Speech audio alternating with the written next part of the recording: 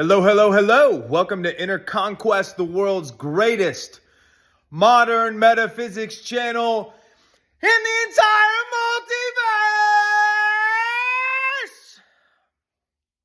multiverse. Intros are getting better, right?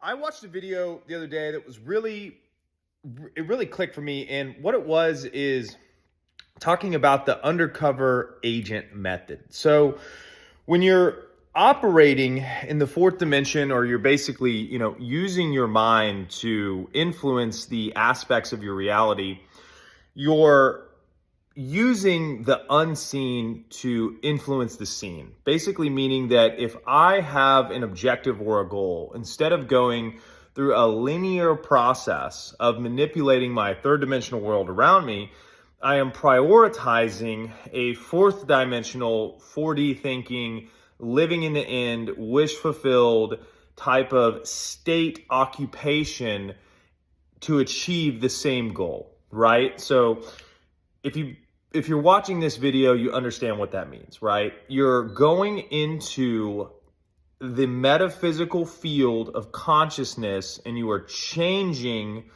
the vibrational property that is the root cause of the manifestation of a third dimensional physicalized object. Meaning that if I have an object in time and space, that object within its properties carries within it a vibratory signature. And a vibratory signature it could be described as awareness of a emotional state, right? Emotion's not the perfect word because emotions are layered on top of states, but for the sake of argument, we could say an emotional state, right?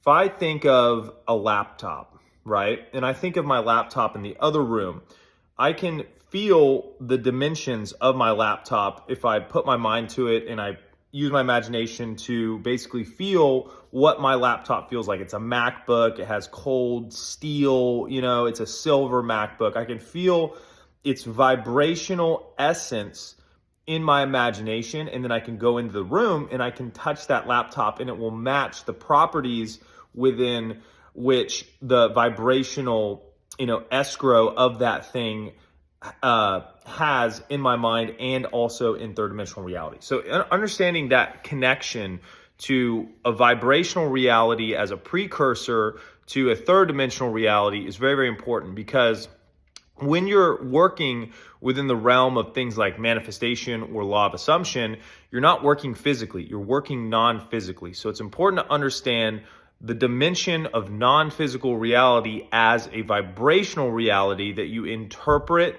through your awareness. You're aware of vibrations, right?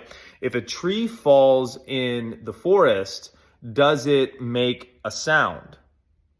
No, because there are no ears to hear it, but it does make a vibration. So vibration is the constant undertone of the universe that, if you want to look at it from a mechanistic kind of scientific standpoint, is a universal across all phenomena.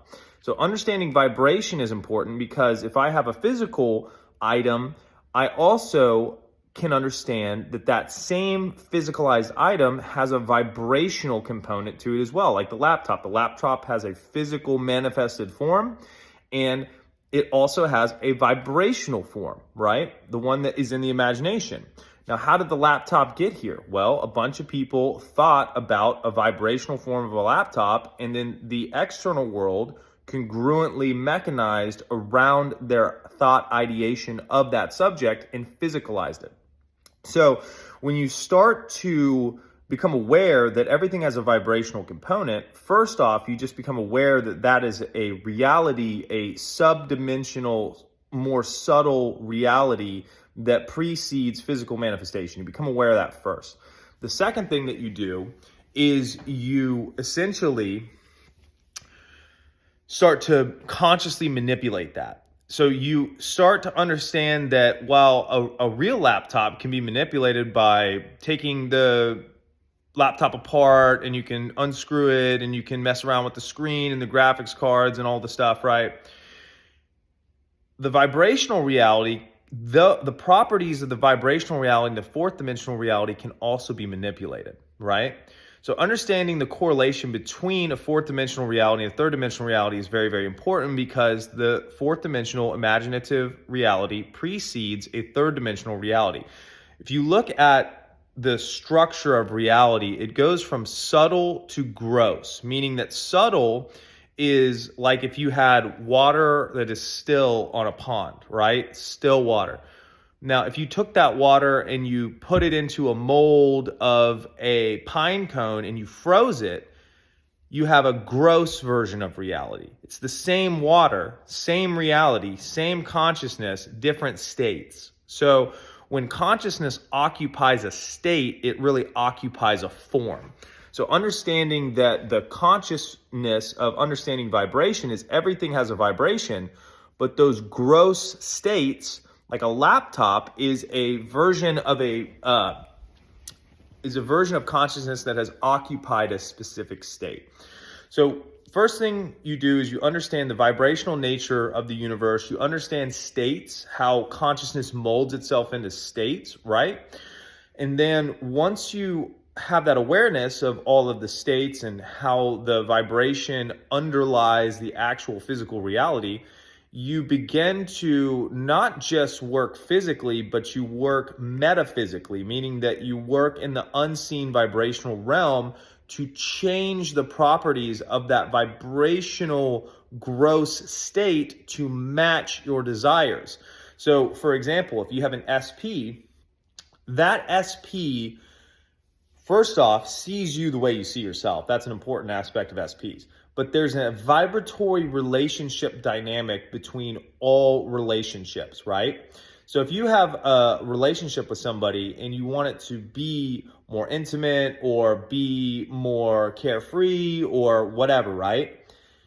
Instead of calling that person and hashing it out and doing all these different things, you want to work at the root cause of all creation. So you'd want to work on the feeling state of that relationship dynamic. How does that relationship feel? Because the only way you can be aware of vibration is how it feels, right? You're just sensing it. You could call that your sixth sense.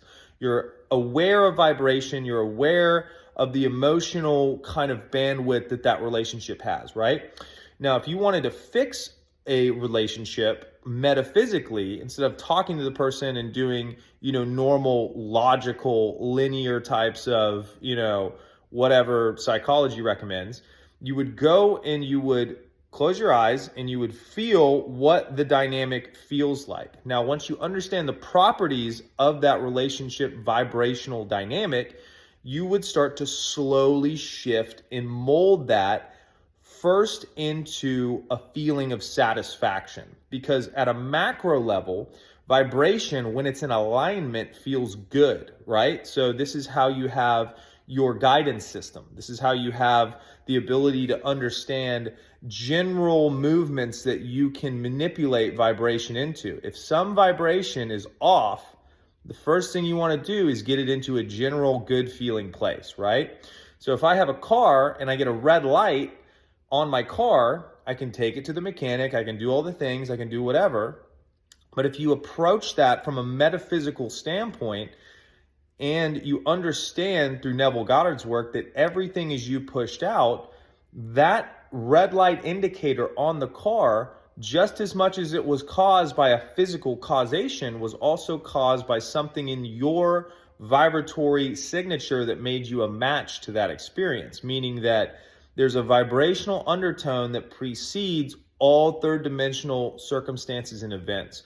And once you really start to get that, you start to become very aware of the undercurrents of energy surrounding the actual surface level manifestations of life. And you begin to understand that those undercurrents and those vibrational substrata that are directly producing and influencing the physical world are your primary focus, because they are the root of all causation. If you look at like Nikola Tesla, he talks about, if you want to understand the universe, understand frequency and vibration. You understand that there is a subtle realm that is prior to all manifestation that is just as malleable as the physical world, and it has more leverage when you work on it, and it allows for more creative control. Because if you think about getting what you want, right? So say I have a laptop and it breaks. I want to go get it fixed. Pretend I don't know anything about vibration, right? I'm really trying to get this thing fixed. Why? Because I want you could call it the feeling of freedom or accessibility that I had when the laptop was working correctly, right? So even at a surface level, when my explanation for wanting something is a physicalized reality that I'm looking to shift, under that, there's a feeling of relief. There's a feeling of accessibility. There's a feeling of reconnecting to more capability that I had when it was working, right? My laptop works fine. I'm just talking about how with every single physicalized thing, there is an underlying consciousness, state, vibration, frequency that if you're truly looking at the root of why you're doing something, it's because it feels misaligned. So if you can conquer that misaligned feeling right off rip, you can shift an emotional grid in terms of the energy of that thing that will allow a bandwidth of frequency, that will allow a bandwidth of manifestation unseen to seen to fall within the parameters of everything feeling satisfactory and good. So when you work on generalized assumptions, you work on generalized emotions, you work on generalized identification or identity, you're working to basically just make everything feel good. Because once it feels good, it's a direct alignment to whatever physicalized version of reality that you want. Now, the caveat with that is once you understand that generalized feeling good place, now you have a solid foundation upon which to build specifics in your reality. So if you're working on a SP, right? Say there's a girl I want to date or something like that. You want to make sure that the vibe, the energy is good on a basic, normal, general, assumptive level. Like everything is above board, everybody's happy, we're cool, everything is working well, everything is congruent, quid pro quo, great energy all around. Now, once that foundation has been established, now you could start thinking about, okay, well, we always go to this place together. We do these specific activities. This is the way she treats me. This is whatever, right? But if you have an underlying rotten vibration where you still have resentment from your last relationship, your foundation is fucked. So that's why it's important to be very, very aware of the energetic vibrational properties at a baseline, subtle level of assumption around any given topic, people, place, circumstance, you name it. Because once you have awareness of it, the second phase is being able to consciously mold that emotion, and mold that vibration to what is wanted, and that will allow you to lay that foundation that will allow you to climb higher. Skyscrapers are only as good as their foundation. You can only go as high as wide your base is, right? Or else you're gonna have this tower that's always going like this. You need a wide, good, solid fucking foundation. And the vibratory understanding allows you to mold those root causes in a way that make all of your assumptions and all of your experiences generally favorable, allowing you to create more momentum and more velocity on creating the good things that you want as opposed to the unwanted things that you don't want.